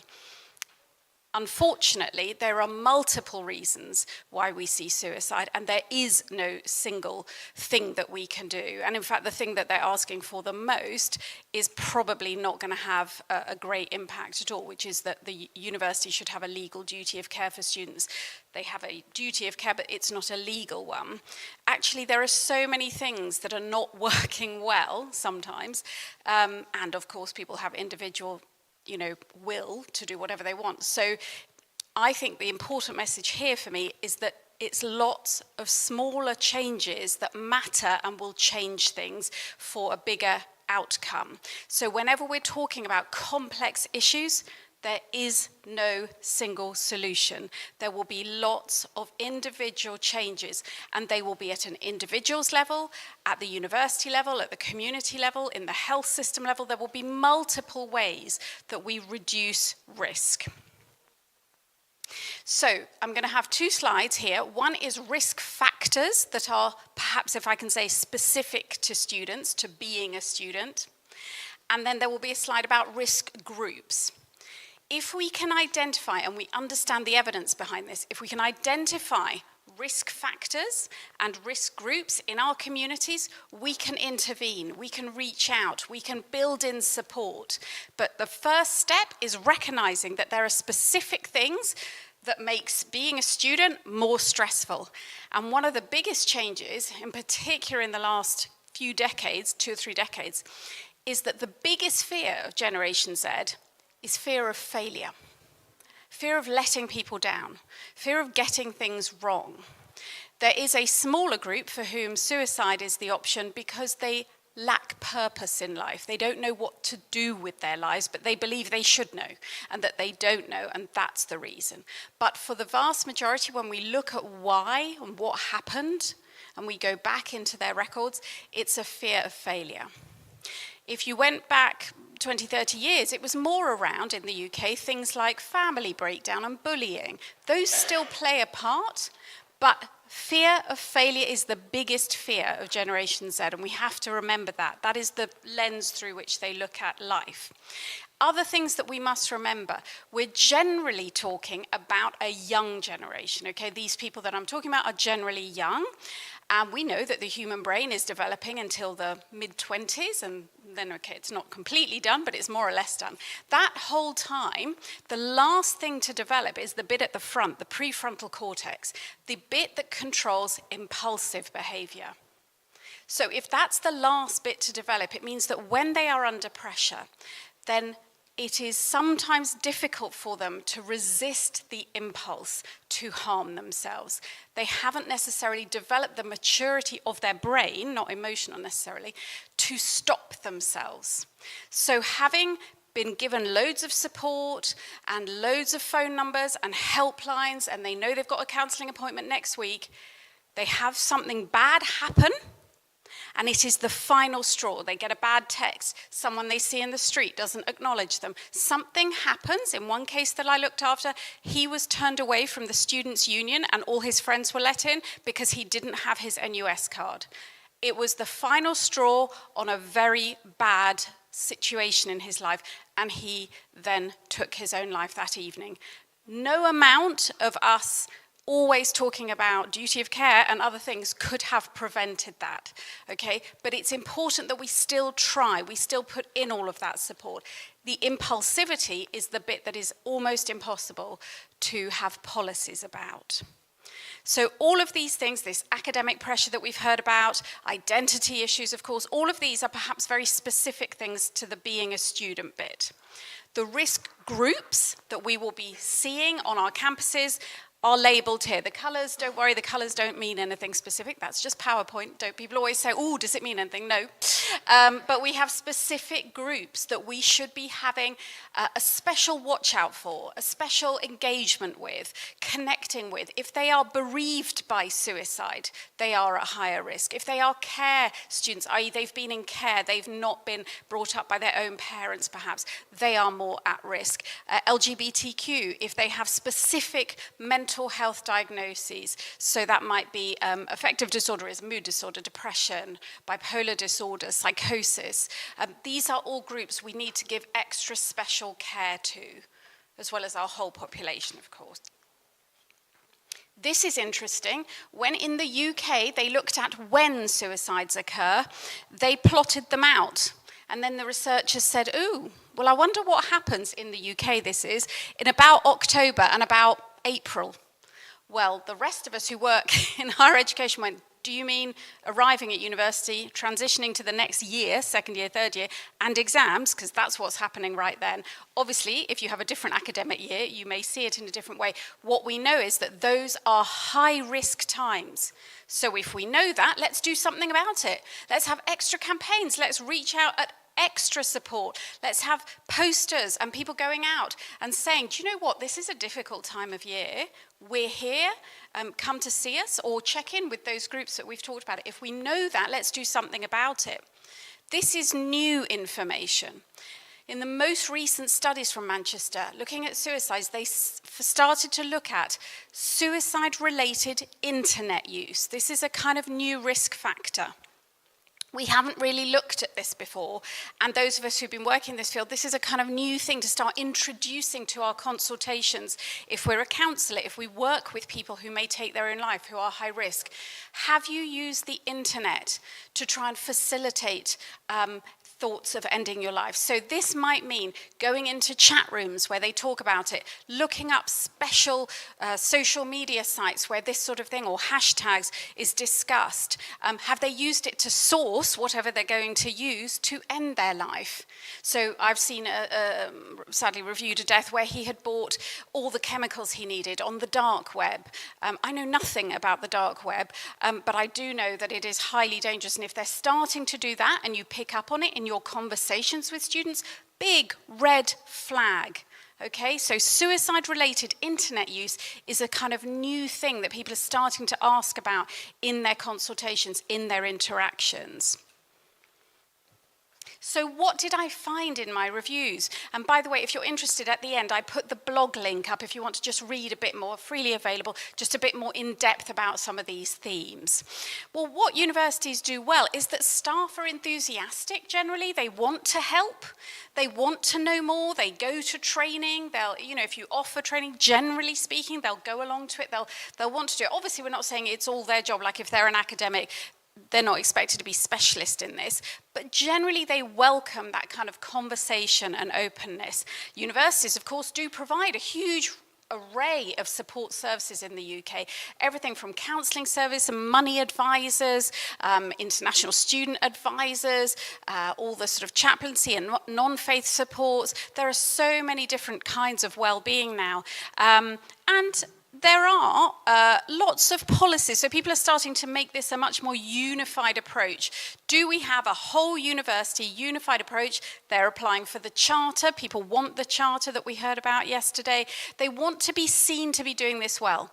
And students care about this stuff. 10 years ago, I was telling our marketing people at my old university in Bristol, students are going to start asking at open days, what do you do about mental health and well-being? Do you provide good support? And I was laughed at. Oh, nobody's ever going to want to know about that. In fact, we don't want to talk about it because it might suggest that our students have a problem. I said, okay, watch and see. So here comes Gen Z, and they are going to open days, and they are asking, okay, you've got great sports facilities, but what if I'm struggling? What if I need help? What if I have a disability? They're asking that. And so universities are now really trying hard to get better at this stuff. But what doesn't go so well is this stuff. These are the big 7 themes.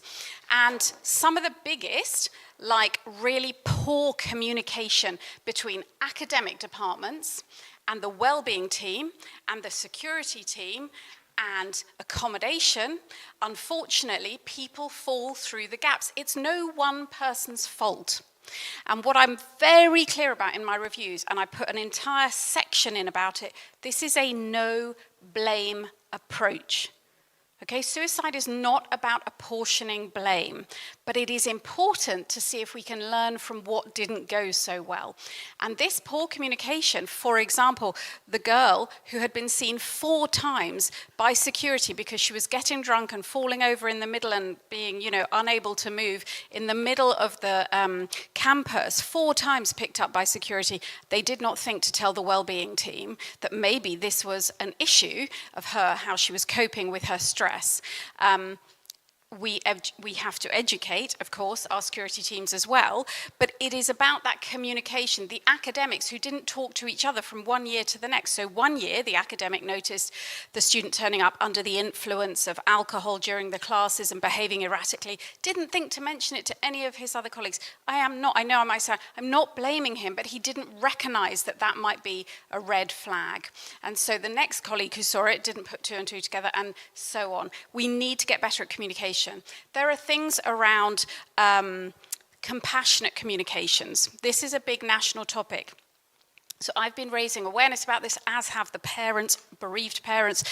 So essentially, when we communicate bad news to our students, we have not always done it very well.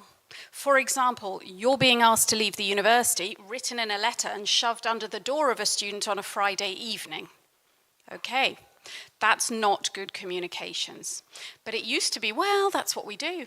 And the legal terms and jargon, well, it's just traditional.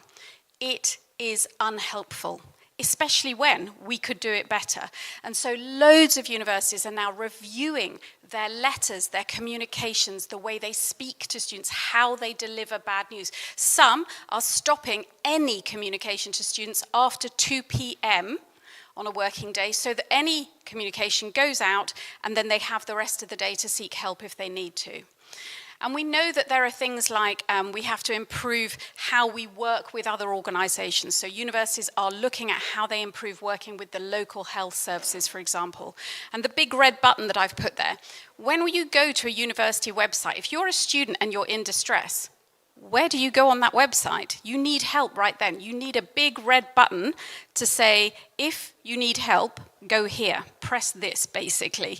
And lots are now introducing that. You know, where at the top they have the main page, the alumni, but they'll have staff and students. On the student main section, they're putting in the big red button. So this is one of my pet hates. I'm mentioning it here. Do not do this, okay? When a student is in distress and you've seen them and you've checked with them, and this will happen, it won't be you, but somebody will be doing this. Don't say to them when you say, you know, are you doing okay? And they're like, well, I'm not great, but I'm fine. I'll be all right. I'll be okay. All right, you know where we are if you need us. I hate that. Because do you know what? I have seen that in so many of the reviews, which by definition, they did not seek out your help when they needed you. Okay? Be proactive. If you're worried enough to be saying, oh, no, are you sure? Are you sure you're okay? I'll check in tomorrow. All right, I'm going to give you a call, but I'm going to come by. I'm going to give you a call tomorrow. You be the one to reach out. Do not do, you know where we are if you need us, for people at higher risk. So these are the things I would focus on. This is my sort of finish, really. We need to look at how we risk assess, okay? If that is your job, then risk assessment needs to be up to date. We do not use scoring of high and low, okay? We look at heightened risk and risk factors, but we do not score people as high or low risk anymore because of the low risk paradox, which tells us that 80% of people who died by suicide at their last assessment were said to be low risk, okay? We cannot use those tables and tick boxes. We need to know about safety planning.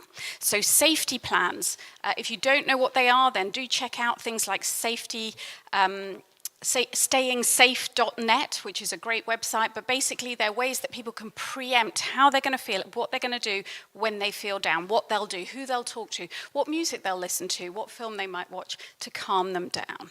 And then we need to build those teams, offer training to the out-of-hours teams or the security teams or the accommodation teams.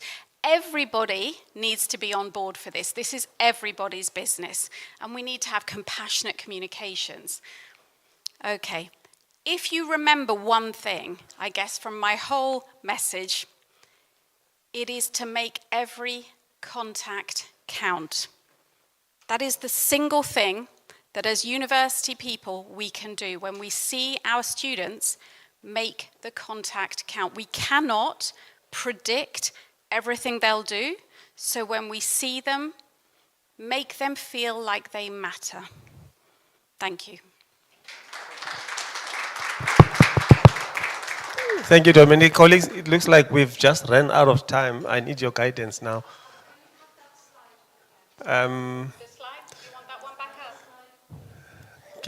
You can share with the slide if you have.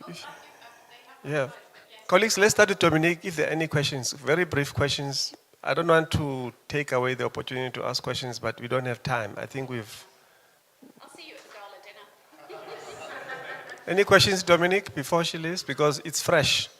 I don't want her to leave. Any questions, Dominique? Thank you. Let's give a round of applause, colleagues. Any questions to Maria? Any questions to Maria? No questions. Any questions to Notando and myself? No questions. Thank you very much, colleagues. You've been a good audience.